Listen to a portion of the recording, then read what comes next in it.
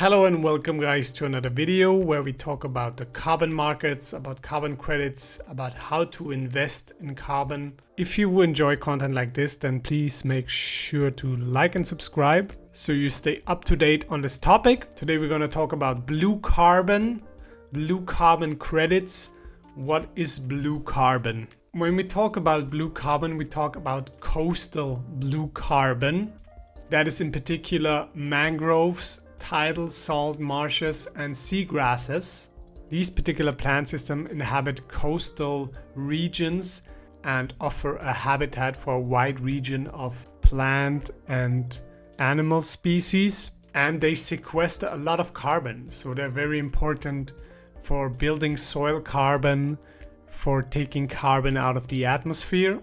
And these regions are being threatened, especially mangroves. Shrimp farming is a big issue, so mangrove forests are being cut down to get replaced with shrimp farms, and it's estimated that about 2/3 of mangrove forests and 1/3 of tidal salt marshes and seagrasses have been lost. And these coastal ecosystems are being recognized for their important role in carbon sequestration, and they not only build above ground biomass in form of trees, but also build soil carbon underneath. And for this reason, they are being recognized in the carbon credits market, because now protection, conservation, and also reforestation of these ecosystems becomes important. In 2020, Verra came out with a framework of how to handle these ecosystems, these blue carbon ecosystems, in terms of carbon credits. So now we have a framework for that, and so companies can start developing these kind of projects. So what about the potential of blue carbon? Many people like Marin Katusa are very big on blue carbon as the #1 source of carbon credits when it comes to nature-based solutions. And if we look at some published papers, it is very clear why. Tidal coastal ecosystems sequester at least double as much carbon as forests, if not 5 times as much. On the top we can see boreal forest and tropical forest with the soil organic carbon and living biomass, and the 3 blue carbon coastal ecosystems underneath. And for comparison, when a boreal forest sequesters about 280 tons of carbon, because the unit here is megagrams of carbon, which is basically a metric ton. Then in comparison, a seagrass meadow sequesters about 600 tons, tidal salt marshes with 900 tons, and mangrove forests up to 1,500 tons or megagrams of carbon per hectare. That is the soil organic carbon together with the living biomass. And if we use a very basic conversion factor, I know this is a big simplification, but when it comes to tree biomass, you use this factor of about 3.5. It gets more complex when you have soil carbon together with biomass, but let's say 3.5 as an approximation. You have over 5,000 tons of CO2 per hectare. That is over the lifetime of the entire tree.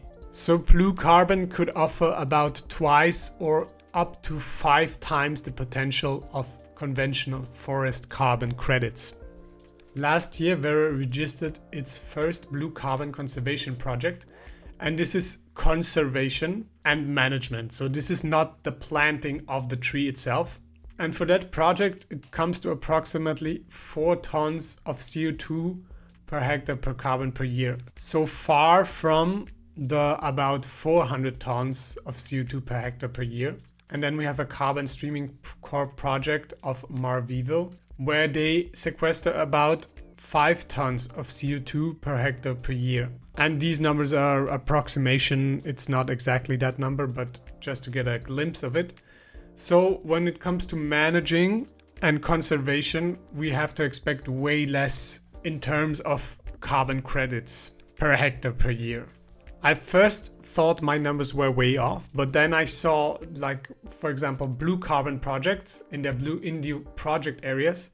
They also have similar measurements like the ideal case for their tons of CO2 per hectare.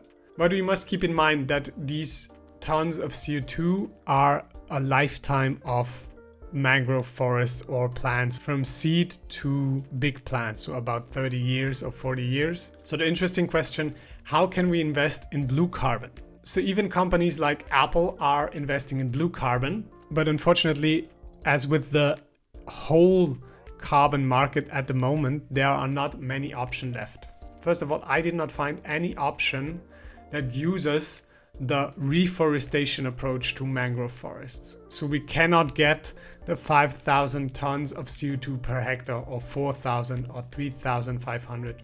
This is untapped potential, and I hope some company in the future will get into this potential. The only investable company that has a working blue carbon project is Carbon Streaming Corp. But do keep in mind that the MarVivo project is a conservation and management project. So at this moment, there are no other blue carbon companies for investment, according to my research. But maybe there will be more investment vehicles in 2022. If there are, you'll be the first to know on this channel. I do my research practically every day.